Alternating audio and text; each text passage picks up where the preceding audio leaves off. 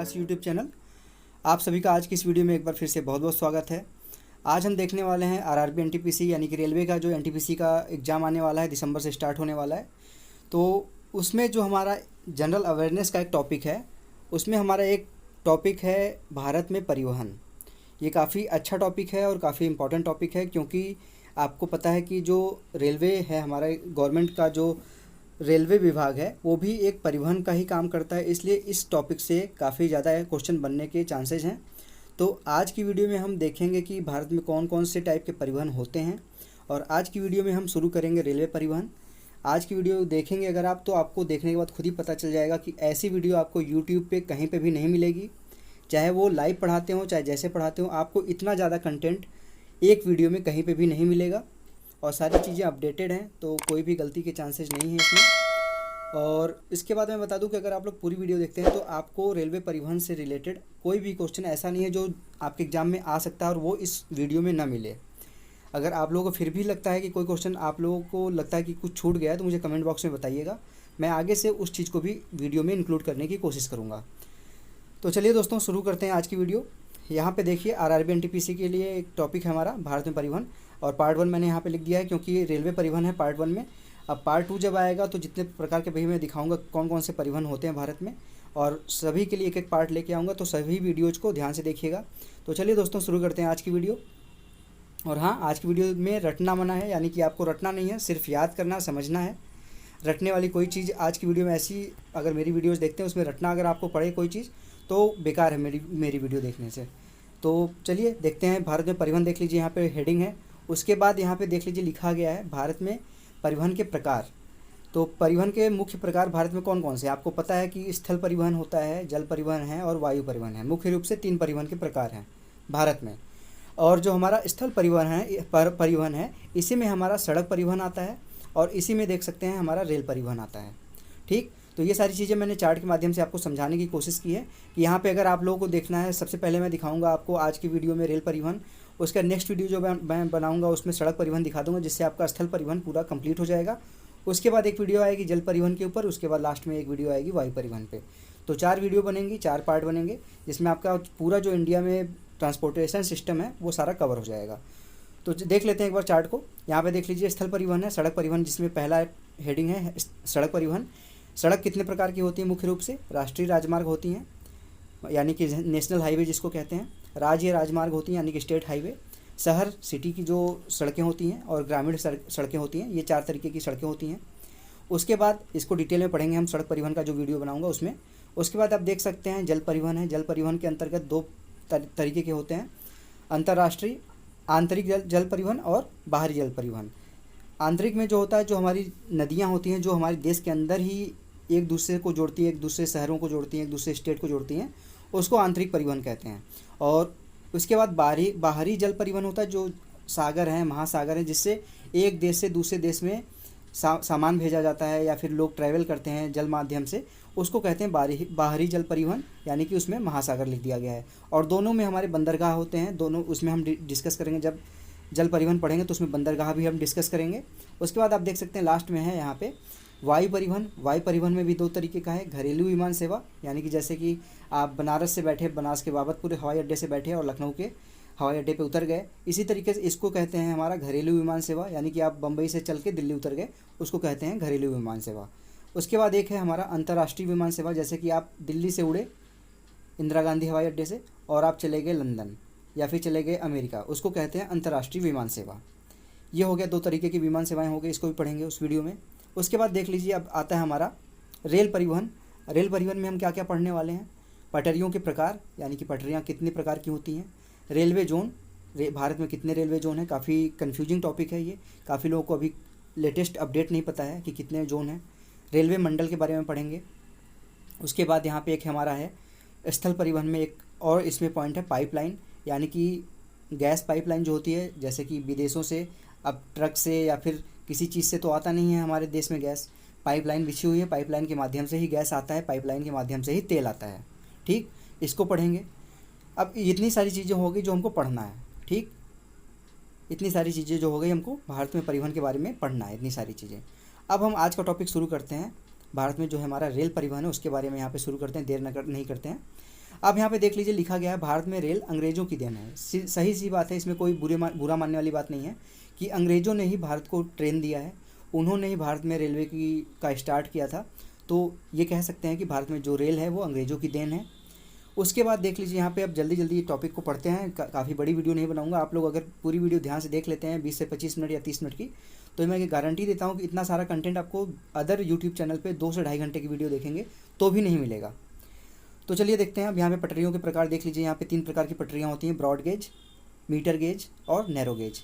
Broad gauge का जो कभी कभी पूछ लेता है कि ब्रॉड गेज का जो पटरी होता है उसकी कितनी चौड़ाई होती है, तो उसकी चौड़ाई देख लीजिए यहाँ पे लिखा गया 1.676 मीटर। और जो मीटर गेज होती है वो 1 मीटर की होती है। सिंपल सी बात है, मीटर नाम ही है उसका मीटर गेज, तो 1 मीटर की उसकी चौड़ाई होती है। और नैरो गेज होती है जो सबसे पतली जो रेलवे लाइन होती है उसकी जो चौड़ाई होती है वो 0.610 मीटर होती है। और यहाँ पे एक चीज़ और ध्यान दीजिएगा कि मीटर गेज की जो सबसे बड़ा यार्ड है एशिया का वो है जयपुर में, और स्थान का नाम है फुलेरा। ये चीज़ याद रखिएगा। और इसमें से काफ़ी चीज़ें आपको मैं बता देता हूँ कि इसमें से अगर आप देखते हैं आज की वीडियो तो इसमें से 50% या 30% 40% आपको चीज़ें लूसेंट बुक जो आती है जनरल नॉलेज की उसमें मिल जाएगा, लेकिन उसमें चीज़ें अपडेटेड नहीं हैं। और सिर्फ आज की वीडियो आप देखेंगे तो आपको लगेगा कि हाँ उससे कहीं ज़्यादा चीज़ें आज की एक वीडियो देखने के बाद आपने समझ ली हैं और याद हो गई हैं सारी चीज़ें। तो चलिए दोस्तों अब आगे देखते हैं। पटरियों के प्रकार देख लिया आपने, ब्रॉड गेज, मीटर गेज और नैरो गेज। ब्रॉड गेज सबसे चौड़ी होती है 1.676 मीटर, मीटर गेज 1 मीटर की होती है, और नैरो मतलब होता है ये सकरा, तो इसकी जो चौड़ाई है वो 0.610 मीटर है। इस चीज़ को आप समझिएगा, रटने की कोई ज़रूरत नहीं है, ठीक। उसके बाद आता है हमारा भारतीय रेल। अब भारतीय रेल के बारे में हम डिस्कस करने वाले हैं आगे। भारत में रेल का इतिहास, यहाँ पे थोड़ी सी इतिहास के बारे में भी जानकारी ले लेते हैं। अब यहाँ पे देख लीजिए लिखा गया भारत में पहली बार रेल मार्गों का निर्माण 1850 ईस्वी में किसने कराया था? लॉर्ड डलहौजी ने, ठीक। लॉर्ड डलहौजी थे, उन्होंने 1850 में भारत में पहली बार रेल पटरियों का निर्माण कराया था। और उसके बाद जो हमारी भारत में पहली रेल चली थी भाई, अब 3 साल उनको लगा था पटरियों का निर्माण करते समय। 50 से स्टार्ट किया था उन्होंने, 1850 से, और उनको देख लीजिए यहाँ पे जो पहली रेल चली थी हमारी वो 1853 में चली थी, 16 अप्रैल 1853। और ये चली थी कहाँ से कहाँ तक? मुंबई से ठाणे। उस समय मुंबई नहीं बोलते थे, उस समय हम बॉम्बे बोलते थे या फिर बम्बई बोलते थे, लेकिन मुंबई अब बोला जाने लगा है। लेकिन अगर आपसे पूछा जाए ऑप्शन जो रहेगा वहाँ पे एग्जाम में वो लगाइएगा, बॉम्बे टू ठाणे अगर दिया रहे तो बॉम्बे टू ठाणे लगाइएगा, या अगर उसमें बॉम्बे नहीं दिया रहे, मुंबई दिया रहे, मुंबई से ठाणे, तो वो लगाइएगा। और काफ़ी जगहों पे इसकी जो दूरी है वो डायरेक्ट लिख दिया गया है 34 किलोमीटर, बिल्कुल सही है, लेकिन जो इसकी एग्जैक्ट दूरी है वो है 33 किलोमीटर, 33.81 किलोमीटर, ठीक। लेकिन एग्जाम में अगर आपकी जो ऑप्शन मिले आपको, अगर 33.81 मिले तो 33.81 लगाइएगा, अगर 34 मिले तो 34 लगाइएगा। अब देखिए अगला क्वेश्चन है यहाँ पे, भारत में जो दूसरी रेल, पहली रेल के बारे में तो सबको पता होता है, लेकिन दूसरी रेल के बारे में यहाँ पे देख लीजिए, कभी कभी हो सकता है ये क्वेश्चन भी बन सकता है कि भारत में जो दूसरी रेल चली थी वो 15 अगस्त 1854 को चली थी। ये कहाँ से कहाँ चली थी? हावड़ा से हुगली। ये दोनों हमारा पश्चिम बंगाल में है। और मुंबई ठाणे कहाँ था? महाराष्ट्र में। तो ये प्रश्न भी बनता है कि भारत में जो पहली बार रेल चलाने वाले राज्य अगर पूछ ले कौन कौन से थे, तो पहला राज्य था हमारा महाराष्ट्र और दूसरा राज्य था हमारा पश्चिम बंगाल। अगला क्वेश्चन है, भारत रेल का शुभंकर, यानी कि जो हमारा एक तरह से लोगो कह सकते हैं, जो ट्रेन के ऊपर आगे ध्यान से अगर आप देखेंगे तो ट्रेन के आगे जो उसका क्या कहते हैं लाइट होती है, उसके पास में एक निशान सा बना होता है, वो क्या बना होता है? भालू यार्ड उसको कहते हैं। भालू के मुख का निशान है, उसको याद रखिएगा। कि अगर पूछ ले कि भारतीय रेल का शुभंकर क्या है, ये आपको लूसेंट में नहीं मिलेगा। तो ये इस तरीके के क्वेश्चन मैं आप लोगों के लिए लेके आया हूँ कि कुछ आप लोगों को अलग भी देखने को मिलेगा आज की वीडियो में। भालू यार्ड है भारतीय रेल का शुभंकर, अगर आपसे क्वेश्चन पूछता है तो। अब अगला क्वेश्चन है, भारतीय रेल का जो बोर्ड है, रेलवे बोर्ड, उसकी स्थापना कब हुई थी? काफ़ी आसान क्वेश्चन है, काफ़ी बार आपने देखा होगा। 1905 ईस्वी में भारतीय रेल बोर्ड की स्थापना हुई थी। और उसके बाद देख लीजिए यहाँ पे है, पहली भारतीय निजी रेल अगर आपसे पूछ लेता है कि पहली भारतीय निजी रेल, अभी आपको पता है कि निजीकरण लगभग जोरों शोरों पे चल रहा है, काफ़ी ये विवादास्पद टॉपिक है, इस पर बात नहीं करते हैं वीडियो में। लेकिन जो यहाँ पे भारतीय रेल का जो पहली भारतीय रेल थी जिसका निजीकरण हुआ था, निजी रेल चली थी, उसका नाम था तेजस, और ये चली थी दिल्ली से लखनऊ के लिए 2019 में, ठीक। अब आगे बढ़ते हैं। अब यहाँ पे देखिए रेल बजट के बारे में भी बात कर लेते हैं। देख लीजिए यहाँ पे 1924-25 में एक वर्थ समिति थी, उनकी सिफारिश के आधार पर जो हमारा आम बजट हर साल पेश होता है, आपको पता होगा कि कुछ दिन पहले तक, 2-3 साल पहले तक आम बजट से अलग हमारा रेल बजट पेश होता था। ठीक, सभी को पता है कि रेल बजट अलग पेश होता था और हमारा जो नॉर्मल बजट होता है वो अलग पेश होता था। ये किसकी सिफारिश पे? एक वर्थ समिति थी, 1924-25 में इन्होंने ये सिफारिश किया था कि रेल बजट को आम बजट से अलग पेश किया जाए। ठीक, उसको मान लिया गया था 1925 में। अब उसके बाद 2017 है जो 3 साल पहले, बीजेपी की गवर्नमेंट ने इसको फिर से पुनः आम बजट में इसको मिला दिया, रेलवे बजट को। ठीक, इस चीज़ को याद रखिएगा, इंपॉर्टेंट चीज़ें हैं कि 1924-25 में इसको आम बजट में से अलग किया गया था और लगभग 90 साल कह सकते हैं आप, इसको जोड़ लीजिएगा आप। 1925 से अगर मानते हैं तो उधर 75 साल हो गया और 17 साल इधर, 75-17 कितना होगा? 85 और 7 92 साल, या 93 साल, 24 से मानेंगे तो 92-93 साल बाद इसको फिर से मर्ज कर दिया गया आम बजट में, रेलवे बजट को। पहला रेलवे बजट अगर आपसे पूछ लेता है कि किसने पेश किया था, तो जान मथाई थे, इन्होंने पहला रेलवे बजट पेश किया था। उसके बाद अब यहाँ पे देखिए हम रेलवे जोन के बारे में अभी, और यहाँ पे आपको 2-3 क्वेश्चन और यहाँ पे नीचे दिखा देता हूँ, फिर से आपको बताता हूँ। जो हमारा लास्ट रेलवे बजट था 2020 का, ज़्यादातर रेलवे बजट कौन पेश करता है?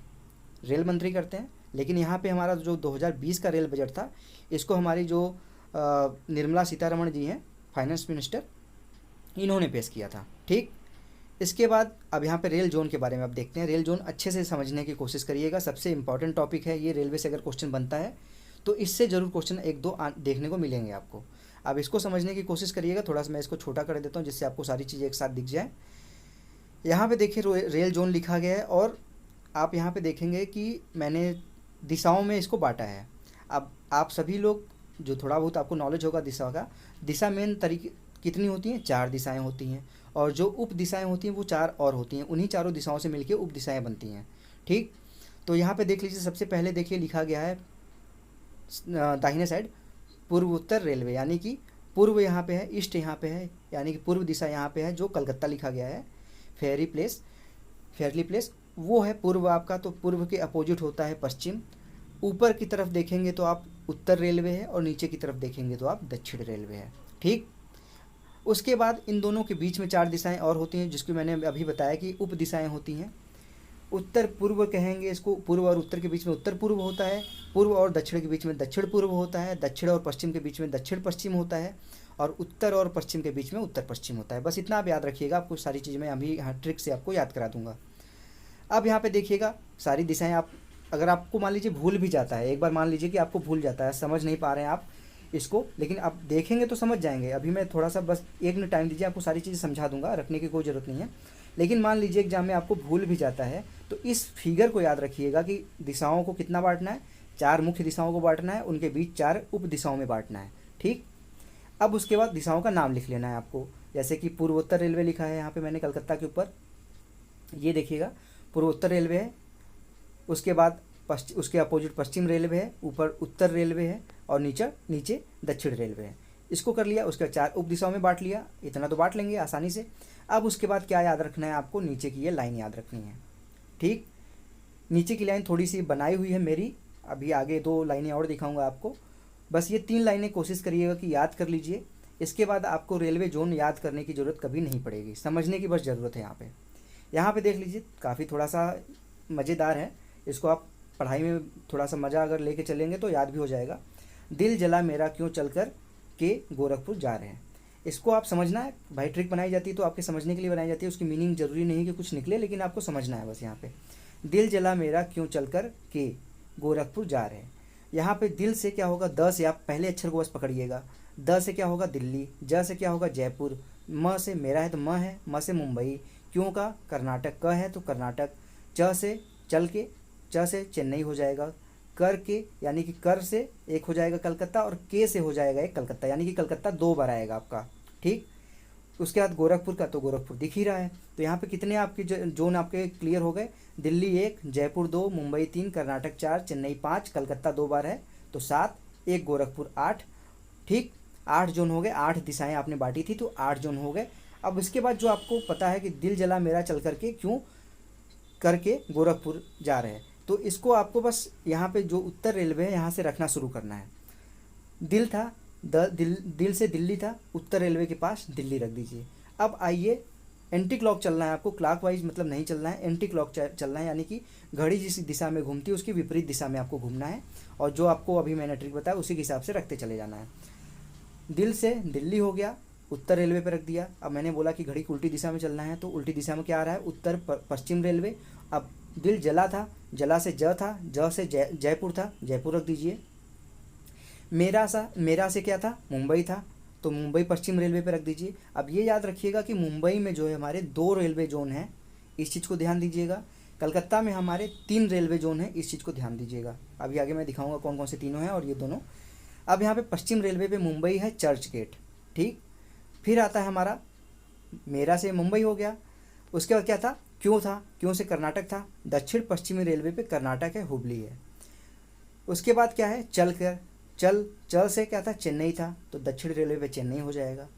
कर का मतलब क्या था, कलकत्ता मैंने बताया था, तो दक्षिण पूर्व रेलवे जो है वो कलकत्ता में है, यहाँ का नाम है गार्डन रीच, ठीक। अब फिर से के था, तो क से मैंने फिर बताया था कलकत्ता था, तो यानी कि पूर्व रेलवे में फिर से कलकत्ता आ जाएगा। यह है फेयरली प्लेस, इसका नाम है गार्डन रिच और फेयरली प्लेस। उसके बाद लास्ट में गोरखपुर था, तो उत्तर पूर्व रेलवे आपका गोरखपुर है। 8 आपको याद हो गए। एक बीच में याद रख लीजिएगा कि जो मध्य में यहाँ पे है, मध्य रेलवे सेंट्रल जोन जो कहेंगे इसको, ये हमारा कहाँ पे है, मुंबई में है, CST यानी कि छत्रपति शिवाजी टर्मिनल। इस चीज़ को याद रखिएगा कि मुंबई में 2 है, छत्रपति शिवाजी टर्मिनल आपका सेंट्रल रेलवे है यानी कि मध्य रेलवे, बीच में है लिखा मतलब गोले के बीच में है चारों तरफ के, तो मध्य रेलवे है ही, इसको याद रखिएगा। छत्रपति शिवाजी टर्मिनल है जो बीच में है, और चर्च गेट जो है वो मुंबई में है। अब चर्च गेट का नाम अभी हाल ही में बदला गया है, इसको मैं नेक्स्ट वीडियो में बताऊंगा। और 2 हमारे यहाँ पे रेलवे जोन दिख रहे हैं आपको, कलकत्ता में भी पूर्व रेलवे और दक्षिण पूर्व रेलवे, फेयरली प्लेस और गार्डन रिच। एक कलकत्ता में और है, आगे दिखाऊंगा कलकत्ता मेट्रो का जो जोन बनाया गया है। ये याद रखने की कोशिश करिएगा, मैंने समझाने की कोशिश की, आप समझने की कोशिश करिएगा। वीडियो रिवाइंड करके अगर नहीं समझ में एक बार में तो 2 बार समझने की कोशिश करिएगा। बस ये लाइन याद रखिएगा, दिल जला मेरा क्यों चल करके गोरखपुर, इतना याद रखेंगे और उसको बस एंटी क्लॉकवाइज ऊपर से रखना शुरू कर दीजिए, आपका पूरा पूरा रखा जाएगा। बीच में बस मुंबई रख दीजिए, सेंट्रल रेलवे यानी कि मध्य रेलवे का आपका हो जाएगा। यहाँ पे आपके देख लीजिए कितने कवर हो गए, 8 दिशाएं हो गई और एक बीच में मध्य रेलवे, 9 हो गया कवर आपका। अब इसके बाद आपको मैंने ये दिखा दिया। अब देख लीजिए यहाँ पे 4 दिशाएं और बनाते हैं, आपका 9 कवर हो गया। टोटल आपके कितने जोन है, 18 जोन है। आपको कहीं देखने को मिलेगा 17 जोन, लेकिन उसमें पुराने डाटा आपको मिलेंगे। 18वां जल्दी ही बना है, 2019 में बना है, तो 18वां भी आप याद करने की कोशिश करिए। अभी मैं दिखाता हूँ पूरा पूरा। अब आपने 9 पढ़ लिया, आपको आशा करता हूँ 9 याद हो गया होगा। अब यहाँ पे देखिए 4 और आपको दिशाओं में मैं बांटने की कोशिश के लिए बोलूँगा। 4 दिशाएं इस तरीके से और बांट लीजिए। ऊपर आपको मैंने बताया कि उत्तर होता है, नीचे दक्षिण होता है, दाहिने आपका पूर्व होता है, बाएं पश्चिम होता है। अब ये क्या है, ये सभी के साथ आप दिशाओं के साथ मध्य रेलवे लगा दीजिए, मध्य रेलवे लगा दीजिए सभी दिशाओं के साथ, जो चारों दिशाएं मैंने यहाँ पे बताई हैं। और कुछ नहीं करना है आपको, बस ये याद रखना है, इश्क जब से हुआ। काफ़ी इंटरेस्टिंग है यहाँ पे ये जो मैंने ट्रिक बनाया है, ये भी मेरा बनाया हुआ है, आपको यूट्यूब पे कहीं नहीं मिलेगा ये वाला ट्रिक। इश्क जब से हुआ, अब यहाँ पे देखिए इश्क से ई है शुरू, तो इलाहाबाद है, जिसका नाम अब प्रयागराज हो गया, वो तो आपको पता ही है। तो ई से बस इलाहाबाद याद रखिए, जब से जबलपुर रखिए, से स है सिकंदराबाद, हुआ से ह है हाजीपुर। अब ये कहाँ कहाँ पे है, इलाहाबाद आपको पता है उत्तर प्रदेश में है, जबलपुर आपको पता है मध्य प्रदेश में है, सिकंदराबाद आंध्र प्रदेश में है, हाजीपुर बिहार में है। अब इसको भी इस तरीके से रख दीजिए। इश्क जब से हुआ, ई से इलाहाबाद है, सबसे ऊपर रख दीजिए। फिर से उसी दिशा में आएंगे एंटी क्लॉक, जब से यानी कि जबलपुर पश्चिम मध्य रेलवे, से जब से स से सिकंदराबाद दक्षिण रेलवे, हुआ हाजीपुर पूर्व मध्य रेलवे बिहार में। ये सारी चीज़ें याद हो गई। अब कितना हो गया, 9 4 13 आपको रेलवे जोन याद हो गए। अब देखिए इसके आगे, अब फिर से आपको 3 दिशाओं में आपको तोड़ना है। 3 दिशाओं में कौन कौन सा तोड़ना है, अभी आपको देखने में लग रहा होगा कि कितने जोन है, कितनी दिशाओं में तोड़ेंगे। 1-2 बार आप जहाँ पे इसको लिख के आप याद किए ना, आपको रटने की जरूरत नहीं पड़ेगी, आपको फिगर आपके दिमाग में छप जाएगा। अब इसमें देखिए, पूर्व दिशा में एक तोड़िए, पूर्व उत्तर में एक तोड़िए, दक्षिण पूर्व उत्तर में तोड़िए, और ये इन सभी के साथ लगा दीजिए सीमांत रेलवे। यानी कि सीमांत रेलवे यानी कि भारत की जो सबसे किनारे वाले क्षेत्र में जो हमारे रेलवे स्टेशन वो हैं जोन है, उसके बारे में ये बात हो रही है। तो जो पूर्व उत्तर में है, उत्तर पूर्व कह सकते हैं उसको, सीमांत रेलवे, वो हमारा मालेगांव असम में है। अभी इसका भी ट्रिक देख लीजिए, दाहिने साइड यहाँ पे बाएं दिख रहा होगा, मार के भूसा बना देंगे, ठीक। अब ये चीज़ें इसलिए लिखी है मैंने, खुद से बनाई हुई हैं, आपको हो सकता है अच्छा ना लगे, लेकिन ये समझने के लिए है कि आपको हो सकता है ये दिमाग में बैठ जाए, याद आ जाए एग्जाम के टाइम में। तो उससे है कि आप ध्यान लगाएंगे तो थोड़ा सा क्लियर हो जाएगा। मार के मालेगांव, भूसा का भू से है भुवनेश्वर, बना से बिलासपुर, ठीक, ब से बिलासपुर। अब यहाँ पे मालेगांव आप रखिए सबसे ऊपर, उत्तर पूर्व सीमांत रेलवे, भुवनेश्वर पूर्वी सीमांत रेलवे, दक्षिणी पूर्वी सीमांत रेलवे है बिलासपुर छत्तीसगढ़ में, भुवनेश्वर उड़ीसा में है, मालेगांव असम में है। कितना हो गया आपका? 9 था पहले, 4 बीच में हुआ, 9 4 13, 13 3 कितना हो गया? 13 3 16, ठीक। 2 और यहाँ पे आपको याद रखना है, ये दोनों आपको याद करना पड़ेगा। एक दोनों आसान है, कलकत्ता मेट्रो है, अलग सा ही ये रेलवे जोन है, कलकत्ता रेलवे जोन है, ये 2010 में बनाया गया था, इसको 17वां ये रेलवे जोन है। अब रेल की बात कर रहे हैं तो रेल हॉर्न भी दे रही है, तो आपको याद रहेगा हमेशा इस चीज़ के बारे में। और 18वां हमारा है विशाखापट्टनम, जो हमारा दक्षिणी सीमांत रेलवे है, लास्ट में जो सबसे बनाया गया हमारा, अभी हाल ही में बनाया गया 2019 में फरवरी में, ये हमारा विशाखापट्टनम आंध्र प्रदेश दक्षिणी सीमांत रेलवे है। ये 18वें नंबर का रेलवे जोन है। ये आपको याद हो गया होगा। अब 18 रेलवे जोन थे, यहाँ पे मैंने आपको 18 का 18 दिखाने की कोशिश की है और आशा करता हूँ कि आपको याद हो जाएगा। थोड़ा सा जोन बताने में टाइम लग जाता है, लेकिन यहाँ पे मैंने कोशिश की है कि आपको रेलवे जोन इस तरीके से बताऊँ कि आपको एक बार दिमाग में बैठ जाए। तो ये याद रखिएगा कि दिल जला मेरा क्यों चल करके गोरखपुर। उसके बाद क्या मैंने बताया था? उसके बाद मैंने बताया था इश्क जब से हुआ, और उसके बाद लास्ट में एक ट्रिक बताई थी मैंने, मार के भूसा बना देंगे, ठीक। उसके बाद 2 आपको इस तरीके से याद रखना है, कलकत्ता मेट्रो स्टेशन और विशाखापट्टनम यानी कि दक्षिणी सीमांत रेलवे, ठीक। उसके बाद आप थोड़ा सा और कुछ देख लेते हैं, इसमें जो और क्वेश्चन बन सकता है यहाँ पे। अब यहाँ पे देख लीजिए, लिखा गया है विश्व की जो, अब थोड़ा सा 1 लाइनर क्वेश्चन है, इसको ध्यान से देखने की कोशिश करिएगा। विश्व की पहली जो ट्रेन सेवा थी वो कहाँ से कहाँ तक चली थी? स्टॉकटन से लेके डार्लिंगटन, और दोनों प्लेस हमारा लंदन में है। ये कब चला था? 1825 ईस्वी में, ठीक। भारत विश्व की पहली रेल सेवा जो चलाई गई थी 1825 ईस्वी में, स्टॉकटन से लेके डार्लिंगटन तक, जो कि दोनों लंदन में है, ठीक। और भारत में भी जो हमारा रेलवे सेवा है वो अंग्रेज़ों की ही देन है, तो इससे आप याद करने की कोशिश करिएगा कि अंग्रेज़ों के देश में ही, सभी को पता है कि लंदन ही अंग्रेज़ों का देश था, तो वहाँ पे सबसे पहले रेल सेवा स्टार्ट की गई थी। कहाँ से? स्टॉकटन से डार्लिंगटन तक, ठीक। दूसरा क्वेश्चन यहाँ पे है, विश्व का सबसे लंबा रेल मार्ग कौन सा है? तो विश्व का, ये क्वेश्चन काफ़ी इंपॉर्टेंट है। विश्व का सबसे लंबा रेल मार्ग है ट्रांस साइबेरियन रेल मार्ग, जो कि आपका रूस में है। मास्को से ये व्लादिवोस्टोक को जोड़ता है। तीसरा क्वेश्चन है, विश्व का दूसरा सबसे लंबा रेलवे मार्ग कौन सा है? पहला तो आपको सबको पता होगा, ट्रांस साइबेरियन। दूसरा कौन सा है? दूसरा देख लीजिए, है इसमें भी ट्रांस लगा हुआ है, ट्रांस कैनेडियन। ये किसको किसको जोड़ता है? वैंकूवर से लेके जोड़ता है ये सेंट हैलीफैक्स तक। वैंकूवर कहाँ पे है? कनाडा में है, कनाडा में है। सेंट हैलीफैक्स कहाँ पे है? अमेरिका में है, पूर्वी अमेरिका में। और यहाँ पे अगर आपसे क्वेश्चन पूछ सकता है ये भी कि वैंकूवर जो है वो शहर किस लिए प्रसिद्ध है, तो वैंकूवर शहर आपका कांस, यानी कि जो कांस वो होती, लकड़ी के उद्योग होती है, उसके लिए फेमस। आप लकड़ी समझ लीजिएगा। जो हमारा वैंकूवर कनाडा है वो लकड़ी के उद्योग के लिए फेमस है विश्व में। उसके बाद क्वेश्चन है हमारा, विश्व का तीसरे नंबर की जो लंबाई वाली रेल है वो कौन है? तो चीनी रेलवे जो है वो सबसे तीसरी नंबर की सबसे लंबी रेलवे है। चीन के बारे में बात नहीं करते हैं, ठीक। आपको लेकिन याद रहना चाहिए, इसलिए यहाँ पे मैंने रख लिया, क्योंकि एग्जाम में पूछ लेगा तो आपको तो याद रखना ही पड़ेगा। अब आगे का क्वेश्चन देखते हैं, विश्व की चौथी सबसे लंबी रेल मार्ग कौन सी है? तो भारत में हमारे चौथे नंबर की सबसे जो लंबी दूरी की रेल मार्ग है, ये पूरी रेल नेटवर्क की बात नहीं हो रही है, जो एक रेल मार्ग है किसी देश में जो सबसे लंबी दूरी तक जाती है, इस चीज़ की बात हो रही है यहाँ पे कि सबसे लंबी जो है ट्रांस साइबेरियन है, दूसरे नंबर पे ट्रांस कैनेडियन है, तीसरे नंबर पे चीनी रेलवे है, चौथे नंबर पे भारत की है। कहाँ से कहाँ जाती है ये? डिब्रूगढ़ से लेकर के कन्याकुमारी तक। इसके बारे में आप सबको पता होगा, विवेक एक्सप्रेस नाम है इसका। ये कहाँ से कहाँ तक जाती है? डिब्रूगढ़ से कन्याकुमारी तक। अब इसके बारे में आप लूसेंट में भी देख सकते हैं, ऐसी नहीं, मैं नहीं कह रहा हूँ कि लूसेंट मत पढ़िए, आप लूसेंट ज़रूर पढ़िएगा। लूसेंट काफ़ी अच्छी बुक है, उसमें काफ़ी चीज़ें आपको डिटेल में दी गई हैं, लेकिन हो सकता है उसमें कुछ चीज़ें अपडेट न की गई हों। लेटेस्ट आप पब्लिकेशन लेते हैं उसमें भी नहीं आपको अपडेटेड मिलेंगी कुछ चीज़ें, तो उसको आप ज़रूर आप नेट से, इंटरनेट से, गूगल पे जाके रीचेक जरूर करिएगा कि क्या चीज़ है। अब इसके बाद आता है हमारा कि भारत में जो, अब भारत की बात करते हैं, विश्व छोड़ते हैं। भारत के कुल रेल मार्ग का जो 51% है वो बिजलीकरण हो गया है, विद्युतीकरण हो गया है। यानी कि आपको कहीं देखने को मिलेगा कि 37% है, 38% है, लेकिन वो पुराना डाटा है। अगर नया आप देखेंगे काफ़ी रिसर्च करेंगे, गूगल पे भी आपको वेबसाइटें कुछ जहाँ मिलेंगे वो कुछ पुरानी दिनों की मिल जाएंगी। आपको अगर सर्च करना आता होगा तो आपको लेटेस्ट अगर आपने देखें, आप यहाँ पे देखेंगे तो 51% आपको मिलेगा जो भारत की रेलवे लाइनें हैं वो विद्युतीकरण उनका हो गया है। उसके बाद क्वेश्चन है हमारा, दूसरी सबसे बड़ी इलेक्ट्रिक रेलवे भारत में है, यानी कि जो विश्व की विद्युतीकरण की बात की जाए तो रेलवे नेटवर्क जो है हमारा वो दूसरे नंबर का जो है वो भारत में है। नंबर 1 पे कौन सा है, वही ट्रांस कैनेडियन वाला, ट्रांस साइबेरियन नहीं है, ट्रांस कैनेडियन है, जो कि सबसे लंबा जो रेलवे नेटवर्क है विद्युतीकरण का वो अमेरिका में है, और दूसरा हमारा भारत में है। अब आगे आता है हमारा भारत का पहला इलेक्ट्रिक टनल कहाँ पे है, चेरुपल्ली आंध्र प्रदेश में है।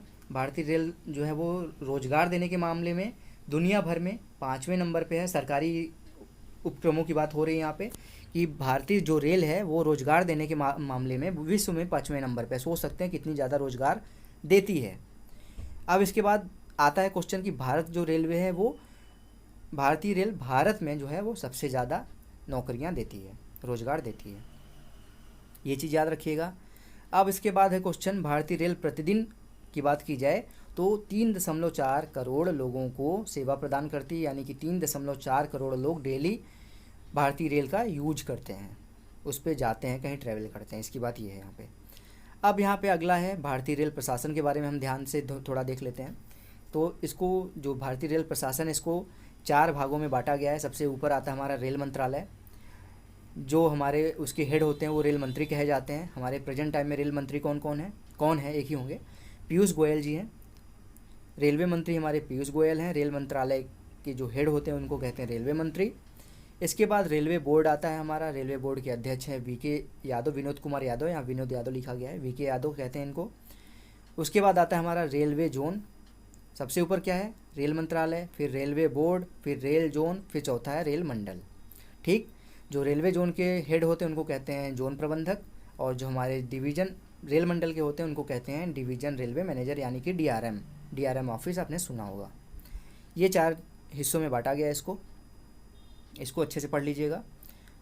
उसके बाद वैसे जोन प्रबंधक और डीआरएम के बारे में पढ़ने की ज़रूरत नहीं, क्योंकि जोन 18 है, किसके बारे में पढ़ेंगे देख लीजिए एक बार सरसरी निगाह से। लेकिन ज़रूरी जो है वो मैंने यहाँ पे लिख दिया है कि रेल मंत्री के बारे में पूछ सकता है और अध्यक्ष के बारे में पूछा जा सकता है। उसके बाद यहाँ पे कुछ क्वेश्चन और हैं। सबसे पुराना रेलवे जोन अगर पूछ लिया जाए आपसे कि कौन सा है, तो सबसे पुराना रेलवे जोन, जो पहला रेलवे जोन था वो था दक्षिण रेलवे, 14 अप्रैल 1951 को ये बनाया गया था। उसके बाद सबसे नया जो रेलवे जोन है, अभी आपको मैंने बताया कि 27 फरवरी 2019 को दक्षिणी सीमांत रेलवे जो है हमारा कहाँ पे है, आपको पता होगा, विशाखापट्टनम में। विशाखापट्टनम में जो दक्षिणी सीमांत रेलवे है वो सबसे नया हमारा रेलवे जोन है, 27 फरवरी 2019 को बनाया गया इसको। सबसे बड़ा रेलवे जोन हमारा उत्तरी रेलवे जोन है, जो दिल्ली वाला है। उत्तरी रेलवे जोन सबसे बड़ा है। कितने इसके दूरी की रूट है, 6807 किलोमीटर की ये दूरी तय करता है उत्तरी रेलवे जोन।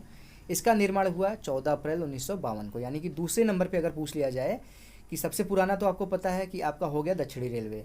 अगर पूछ लिया जाए कि दूसरे नंबर का सबसे पुराना रेलवे जोन कौन सा है, तो आ जाएगा आपका उत्तरी रेलवे। ये इसका निर्माण कब हुआ था, 14 अप्रैल 1952, यानी कि आपका 14 अप्रैल 1951 को दक्षिणी रेलवे बना था, उसके 1 साल बाद उत्तरी रेलवे की स्थापना हुई थी। और सबसे छोटा रेलवे जोन अगर आपसे पूछ लिया जाए तो उत्तरी पूरब सीमांत वाला, जो मैंने बताया था, मालेगांव मार के भूसा भर देंगे वाला जो कॉन्सेप्ट मैंने बताया था, उससे याद करिएगा। 1169 किलोमीटर की जो दूरी तय करता है, मालेगांव में है, असम में। 15 जनवरी 1958 को इसकी स्थापना हुई थी। उसके बाद है कोलकाता मेट्रो रेल की शुरुआत कब हुई थी, अगर पूछ लिया जाए, ये भी एक इम्पॉर्टेंट है, क्योंकि ये रेलवे जोन ऐसा है जो मेट्रो स्टेशन है, मेट्रो ट्रेनों के लिए है। तो इसकी जो शुरुआत हुई थी 24 अक्टूबर 1984 को हुआ था, और ये कहाँ से कहाँ तक चला था, दमदम से लेके टॉलीगंज तक। और ये पूरा जो ये रास्ता था वो अंडरग्राउंड था, ज़मीन के नीचे ये बनाया गया था। ठीक, अब उसके बाद आता है हमारा 1 मार्च 1969 को भारत की जो पहली राजधानी एक्सप्रेस थी वो चलाई गई थी। कब चलाई गई थी, 1 मार्च 1969 को, बम्बई से लेके हावड़ा तक। अब आगे देख लेते हैं, थोड़ा सा और बचा है, ज़्यादा नहीं बचा है, तो कन्फ्यूज मत होइएगा, भागने की कोशिश मत करिएगा, पूरा वीडियो देख लीजिए, 2-3 मिनट और लूँगा आपका। भारतीय रेल की उत्पादक इकाइयाँ, इससे भी क्वेश्चन बनता है, काफ़ी कन्फ्यूजिंग टॉपिक है ये, तो इसको ध्यान से देखने की कोशिश करिएगा। जल्दी से देखते हैं। रेल डब्बा का कारखाना जो है वो कपूरथला कहाँ पे है, पंजाब में।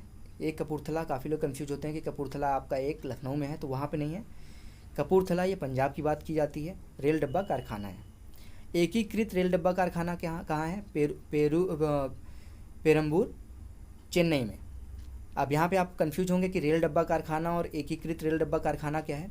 तो रेल डब्बा कारखाना का मतलब सिर्फ वहाँ पे रेल डब्बा बनाया जाता है। एकीकृत रेल डब्बा कारखाना का मतलब है कि वहाँ पे असेंबल किया जाता है। रेल डब्बा तो बनाया जाता है, साथ ही साथ उसमें जैसे एसी लगा हुआ है, पंखे लगे हुए हैं, लाइट लगी हुई है, खिड़की लगानी है शीशे वाली, जो इतनी सारी चीज़ें रेलवे में डब्बे में लगती हैं वो सारी चीज़ें यहाँ पे पेरम्बूर में लगाई जाती हैं, चेन्नई में जो है। अब उसके बाद है आधुनिक रेल डब्बा कारखाना कहाँ पे है? तो ये है रायबरेली, उत्तर प्रदेश में।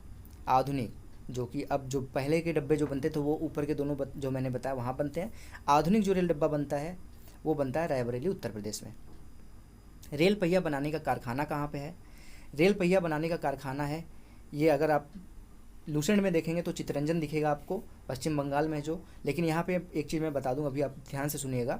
रेल पहिया बनाने का कारखाना है जो वो है बेंगलोर में, येलाहांका इसको कहते हैं, येलाहांका बेंगलोर में। मैं चितरंजन जो बोल दिया वो रेल इंजन बनाने का होता है, उसको ध्यान दीजिएगा। अभी मैं बता रहा हूँ, नीचे लिखा है छपरा बिहार, उसके बारे में बताता हूँ। रेल पहिया बनाने का कारखाना है येलाहांका बेंगलोर में, जो कि पूरा भारतीय है, यानी कि भारत वाले लोगों ने मिलके इसको बनाया है बेंगलोर में।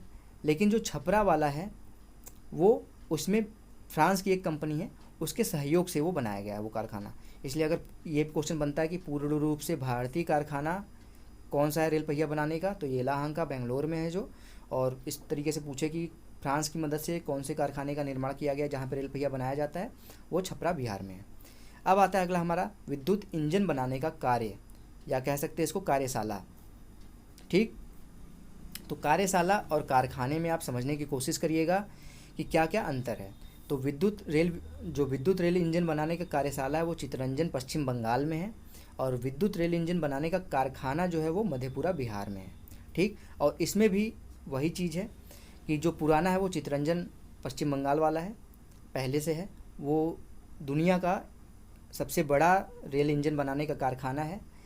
नंबर आपको एग्जैक्ट में 484 है, यानी कि 484 के आसपास वो इंजन पर एक साल में बनाता है। तो दुनिया का सबसे बड़ा कारखाना है जहाँ पर रेल इंजन बनाया जाता है, सबसे ज़्यादा एक साल में बनाया जाता है रेल इंजन। और ये चितरंजन जो मधेपुरा बिहार में, वो हाल ही में स्टार्ट हुआ है। विद्युत रेल इंजन बनाने वाला विद्युत कारखाना है ये मधेपुरा बिहार में। इसके बाद आता है हमारा डीजल इंजन कारखाना। डीजल इंजन DLW है वाराणसी में, जो कि 2019 से यहाँ पे इंजनों का निर्माण होना बंद कर दिया गया था, क्योंकि अब गवर्नमेंट जो है वो प्रोत्साहित कर रही है विद्युतीकरण के लिए। तो ये डीजल इंजन कारखाना अपना डीजल इंजन बनाना बंद कर दिया है। इसका सिर्फ यहाँ पे अब सर्विसिंग, अगर कोई इंजन गड़बड़ होता है तो उसको यहाँ पे बनाया जाता है। उसके बाद है डीजल इंजन कारखाना। डीजल इंजन कारखाना कहाँ पे है? मंढौरा, बिहार में है। अब यहाँ पे अभी मैंने आपसे बोला कि कार्यशाला और कारखाना में क्या अंतर है। तो कार्यशाला जो है वहाँ पे चीज़ों का निर्माण होता है, साथ ही साथ वहाँ पे उसको कह सकते हैं बनाया जाता है। अगर बिगड़ जाती हैं चीज़ें तो बनाया जाता है। कारखाना मतलब वहाँ से बन गया तो वो बाहर गया, अब वहाँ पे सर्विसिंग उसका नहीं होता। ठीक, समझ गए। अब इसके बाद है भारत का पहला रेल विश्वविद्यालय खोलने की जो घोषणा की गई है वो किया गया है कहाँ पे? बड़ोदरा में, गुजरात में। इसको किया किसने था, घोषणा किसने की थी? तो हमारे देश के माननीय प्रधानमंत्री नरेंद्र मोदी जी ने किया था। अब ये स्टार्ट नहीं है, अब इसकी घोषणा बस की गई है। लास्ट क्वेश्चन है, इसको ध्यान से देख लीजिएगा। डीजल इंजन आधुनिकीकरण कार्यशाला कहाँ पे है? पटियाला, पंजाब में है। डीजल इंजन के बारे में पूछ ले तो जो इसका कार्यशाला है वो वाराणसी DLW उत्तर प्रदेश में है। डीजल इंजन कारखाना मंढौरा, बिहार में है। डीजल इंजन का आधुनिकीकरण कार्यशाला जो है वो पटियाला, पंजाब में है। तो ये था आज का पूरा वीडियो। इस वीडियो के नीचे मैं इसका PDF भी डाल दूंगा, यही सारी सेम चीज़ें आपको देखने को मिल जाएंगी। वहाँ से आप PDF डाउनलोड करके भी देख सकते हैं, इस चीज़ को याद करना है तो। वैसे मुझे लगता है कि आप पूरी वीडियो अगर ध्यान से देखे होंगे तो आपको पूरी चीज़ें याद हो गई होंगी, और काफ़ी ज़्यादा ये डिटेल में है। तो आप लोगों को आशा करूँगा कि इसमें से आप लोगों को RRB NTPC या ग्रुप D के अंदर आप लोगों को क्वेश्चन देखने को ज़रूर मिलेगा इससे। तो पूरी वीडियो को ध्यान से देखिएगा। अगर आप लोगों को आज की वीडियो पसंद आई तो प्लीज़ इस वीडियो को लाइक करिएगा दोस्तों, और ऐसे ढेरों वीडियो के लिए रोशन की क्लास यूट्यूब चैनल को सब्सक्राइब कर लीजिए। अब मैं रेगुलर बेसिस पे कोई ना कोई NTPC का टॉपिक लेके आता रहूँगा आप लोगों के लिए। तो फ्रेंड्स, मिलते हैं नेक्स्ट वीडियो में, तब तक के लिए आप लोगों का बहुत बहुत धन्यवाद। जय हिंद, वंदे मातरम।